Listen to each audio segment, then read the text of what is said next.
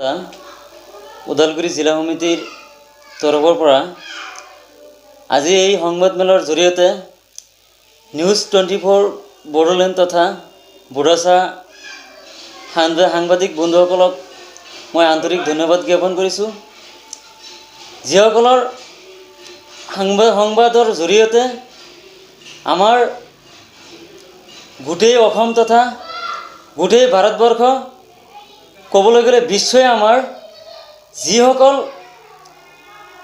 সাংবাদিকৰ জৰিয়তে আমাৰ যিকোনো তথ্য আমি লাভ কৰোঁ।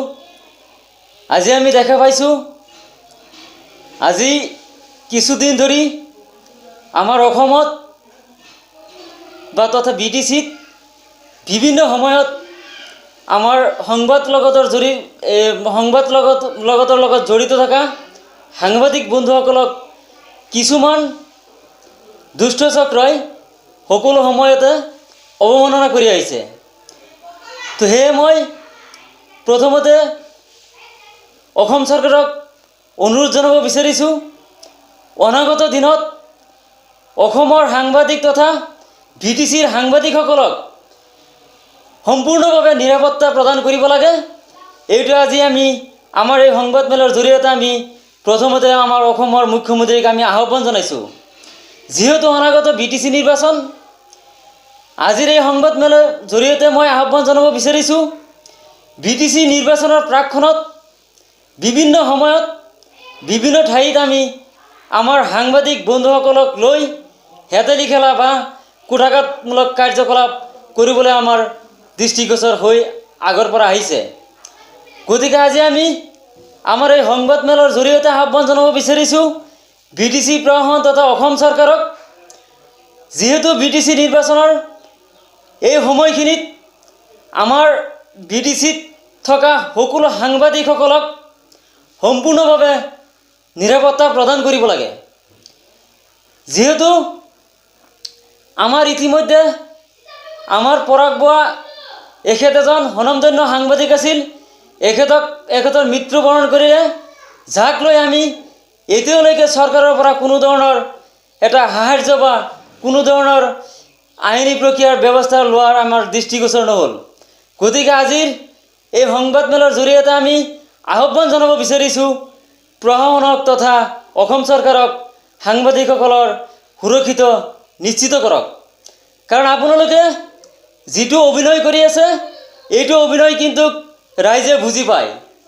আমি যদি এইটো সময়ত এনেকুৱা ধৰণৰ পৰিস্থিতিত ভুগিবলগীয়া হয়, তেনেহ'লে অসমৰ পৰিস্থিতি, ৰাজনৈতিক পৰিস্থিতি কোনফালে ডাল খাব এইটো কিন্তু সকলোৱে গম পাই আছে। গতিকে মই এটা কথাই অনুৰোধ জনাব বিচাৰিছোঁ, আজিৰ এই সংবাদমেলৰ জৰিয়তে আমাৰ অসমৰ তথা BTCৰ সাংবাদিকসকলৰ সুৰক্ষা নিশ্চিত কৰক। চাওক, আচলতে আমাৰ অসমৰ স্বাস্থ্যমন্ত্ৰী মাননীয় হিমন্ত বিশ্ব শৰ্মা ডাঙৰীয়াই যিবিলাক মন্তব্য কৰি আছে বা আমাৰ BTCৰ আহি বৰ্তমান আমাৰ নিৰ্বাচনী প্ৰচাৰ চলাই আছে, এইটো আচলতে আমি একপক্ষীয়ভাৱে ক'ব বিচাৰোঁ, এইটো আমাৰ BTCত শান্তি বিনষ্ট কৰিবলৈ সি আচলতে এনেকুৱা ধৰণৰ নিৰ্বাচনী প্ৰচাৰ চলাই আছে। আৰু বৰ্তমান যিটো আমাৰ লাভিকুল ইছলামৰ হত্যাক লৈ যি প্ৰতিক্ৰিয়া ব্যক্ত কৰিছে, এইটো এটা হাস্যকৰ ঘটনা। কাৰণ সিহঁতে চৰকাৰ থকা অৱস্থাত 2017 চনত যেতিয়া লাভিকুল ইছলামক এটা কোকৰাঝাৰৰ নিচিনা চহৰৰ মাজমজিয়াত গুলীয়াই হত্যা কৰা হৈছিল, ইয়াৰ পিছত CBI তদন্ত ঘোষণা কৰিছিল বা CBI তদন্ত ঘোষণা কৰাৰ পিছতো তেতিয়াৰ মন্ত্ৰী হিমন্ত বিশ্ব শৰ্মা নিজেও এইবিলাকৰ লগত জড়িত থাকি CBI তদন্ত ঘোষণা কৰাৰ পিছতো আজিলৈকে কোনো ধৰণৰ হত্যাকাৰীক আমি ওলাবলৈ আমি চৰকাৰে সক্ষম নহ'ল আৰু আমাৰ দৃষ্টিগোচৰ নহ'ল বা ছবিকুল ইছলামৰ হত্যাৰ ন্যায় নিদিলে। গতিকে এইটো আচলতে এটা ৰাজনৈতিক ষড়যন্ত্ৰ, ৰাজনৈতিক মুনাফা লাভৰ কাৰণে আচলতে আমাৰ অসমৰ মাননীয় মন্ত্ৰী হিমন্ত বিশ্ব শৰ্মা ডাঙৰীয়াই ৰাজনৈতিক নাটক ৰচনা কৰি আছে। আমাৰ সাংবাদিকসকলক লৈ আমি যি দেখা পাইছোঁ, আচলতে চৰকাৰে এটা ৰাজনীতি কৰি আছে।